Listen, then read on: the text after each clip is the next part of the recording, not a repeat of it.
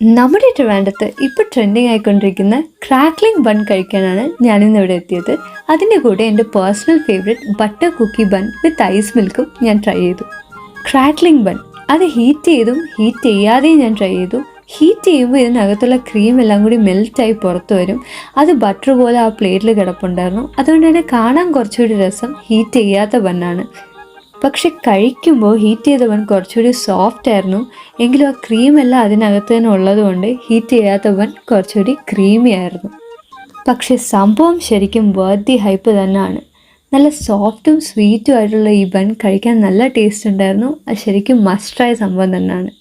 Kuki bun ഒരുപാട് ഫ്ലേവേഴ്സിൽ available ആണെങ്കിലും എൻ്റെ പേഴ്സണൽ ഫേവറേറ്റ് ഇവിടുത്തെ ബട്ടർ കുക്കി ബണ്ണാണ്. അതിൻ്റെ കൂടെ ഐസ്ക്രീം കൂടെ വരുമ്പോൾ സംഭവം വേറെ ലെവൽ.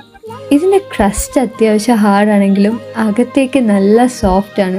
അപ്പോൾ ഇതെല്ലാം കൂടി ഐസ്ക്രീമിൻ്റെ കൂടെ